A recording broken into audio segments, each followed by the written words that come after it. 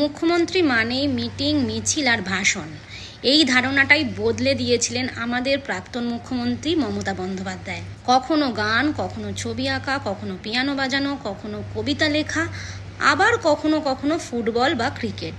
এত কিছু দেখে মাঝে মাঝে মনে হতো উনি যদি চাইতেন একটা গোটা ট্যালেন্ট শো একাই চালিয়ে যেতে পারতেন। যে আমি তো প্র্যাকটিস করি না, আর আমি চর্চাও করি না। আঁচল ভরা পুরো প্র্যাকটিস করেছে। ফুল নেব না, অশ্রু নেব, ভেবে হইয়া কুল।